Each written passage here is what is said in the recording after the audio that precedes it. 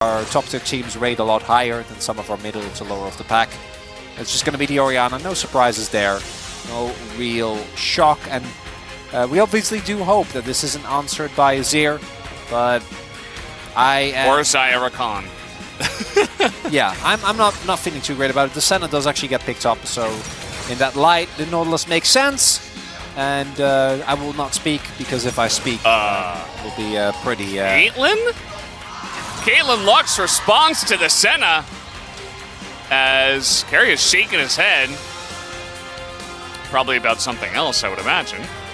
Yeah, this is why we were kind of afraid coming into this matchup. There's a lot of teams that will see the Senna and handshake with a scaling or outranging pick.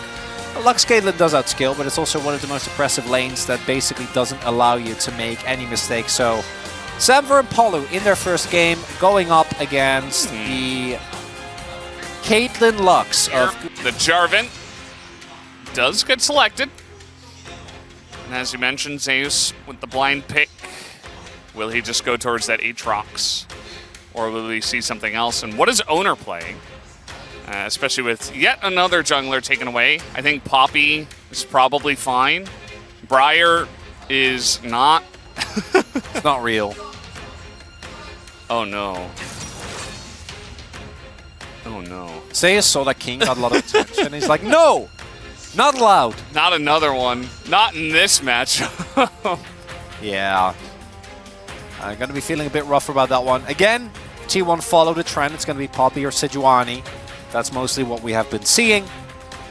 And not too surprising if that just ends up being the setup here again. Doesn't want to play Poppy, but he's playing Poppy. Doesn't have a choice. As Morgan could go for the Aatrox here. Has just been a both a blind and as a counter pick. Just, it's been fine. I think Aatrox is very player dependent also.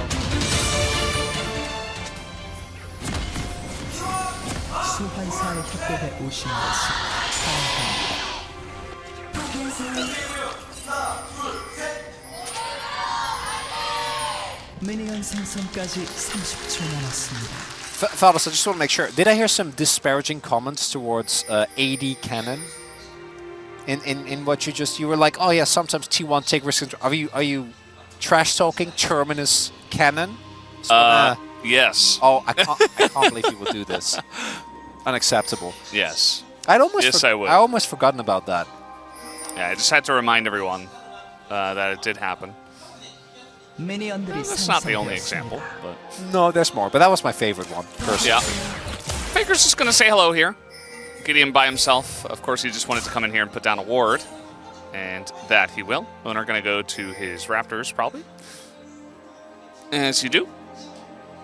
Poppy pretty fast at clearing the jungle as well, with her AoE capabilities.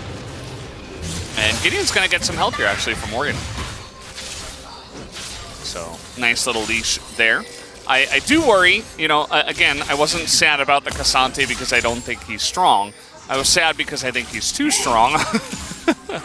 And we'll see what happens in this game. Because Gideon did actually get his... Okay. I take it back. You did not take that. Trying to get on top of Zeus here, and they might be able to kill him. But yeah, that's pretty easily done. As Gideon immediately from the Wolves just ran straight to the top lane. As we take another look at this. And... yeah...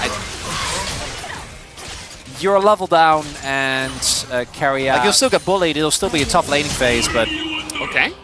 There we go. Baker forced to flash himself. Root does come down. There's a trap underneath him as well. That's the end. Apollo again. 0-2 at this point, and now 4 plates going into the hands of Guma and Carry. And guess who's here now? Samver does have his flash available. Just going to cleanse it first, but now he is slowly on the run. Owner not giving up, trying to force the flash, but Samver will be ice cold himself. Specifically, just doesn't... Even if this was piloted by 2 like top-level LCK players, this is a really hard matchup. You basically don't get to make mistakes. These guys were just called up from challengers. Turret's gonna die at 7:30. Yeah. Is that legal? Are they just allowed to do that? Is that okay? This is what you opted into. To an extent, at least. Uh-oh. There we go over here. And that's a long wall to drag him over. But now, Gideon's here once again. Zeus, a little bit more fed at this point in terms of items, but it's not going to matter, as he will be taken out as well. So to really utilize his goes towards the top, maybe some alcove gaming, but instead he looks for Morgan, who is 2-0. And if it wasn't for the state of the bot lane, I'd be like, okay, bro, looking good. You know what's going to happen instead is Guma and Carrier are going to rotate. And reality is he doesn't die, but he also doesn't get to do anything. yeah. This has to back off. He's going to miss out on a ton of XP. Oh no. Well, that's the binding to come in. Ignite used on a Carrier. Don't think he cares too much about that. As No, he he's is not looking giving for up. more. Yep. Might as well. Flash comes through for Palu.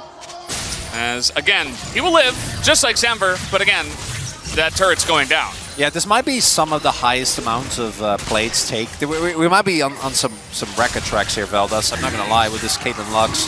But bro, we're going to get the dragon. Yeah, they're cross-mapping well, but...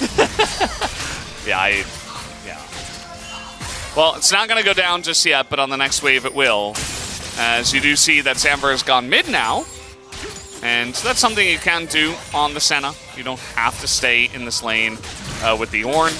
But Guma will be given this entire plate, or turret rather. And yeah, now that's 2 turrets with all the plates gone already at 10 minutes. Big response. Like, bro's going to have to basically flip a team fight.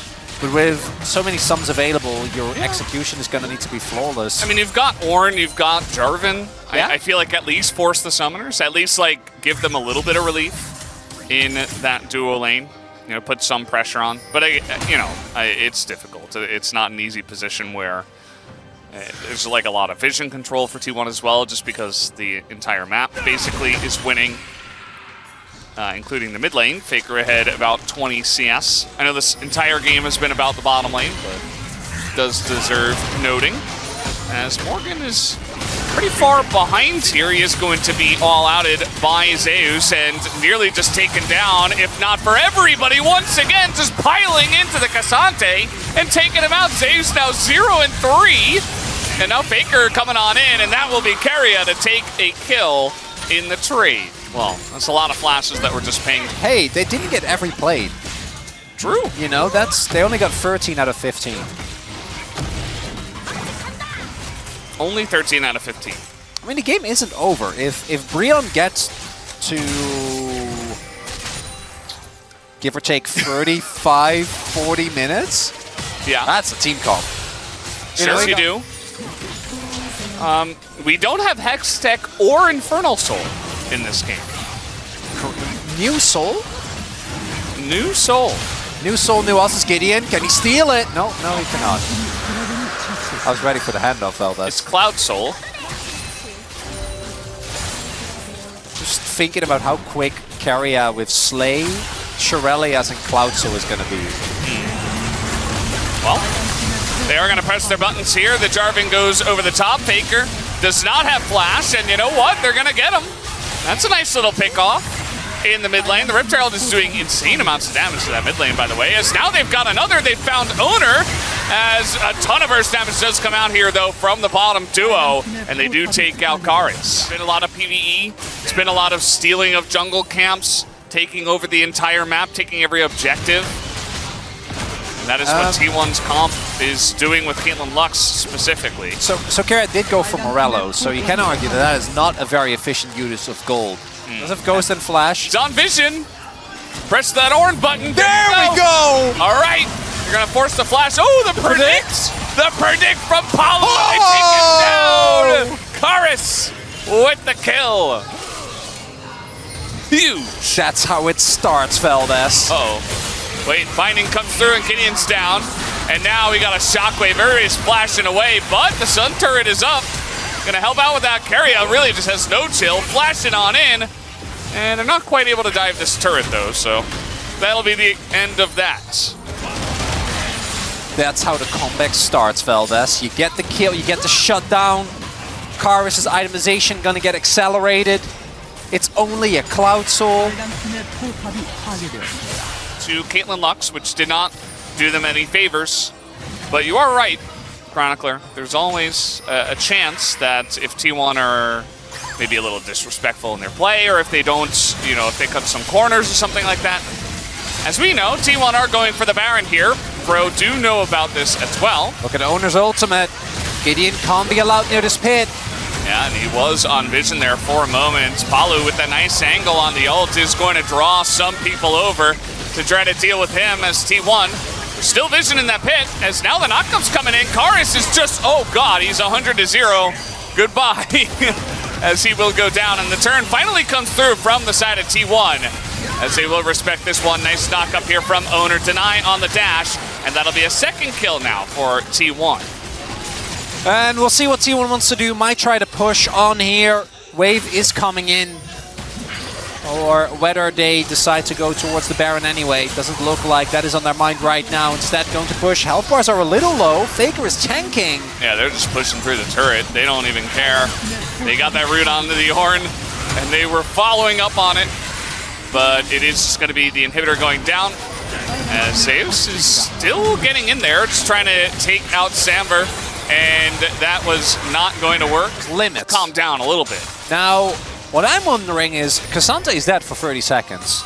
Do Bro Yes. do the thing? I think they have to. I think you go for it. Do the Baron. They gotta do it. Oh, I think he gets to the back. Owner doesn't get to back. Is Poppy, so we'll be able to make his way out. But they have great Baron damage.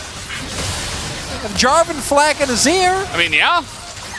Absolutely send it. That's another binding. They're trying to turn here on a Faker, but no follow-up. A little bit late as Gideon is going to go down, and the damage isn't quite there. Faker's arm guard, and the massive wombo comes in finally from the side of T1. As Zeus is given enough time to also TP back on in, and that's a triple kill for Guma. And Samber going to be sniped, but he is going to survive. Love that. Actually keeps his perfect KDA alive by dropping the ward so he can get the Q off. I do think that's the end of the game, but Samver, hey, he did well. Then die. Bro, they went for the big play, and I think they had to, but... I think they should have just flipped it. Yeah. At that point, just flip it. Don't even turn. As T1 are going to, also just boost those damage numbers, as it is a T1 victory in game number 1. And it was quite a dominant one.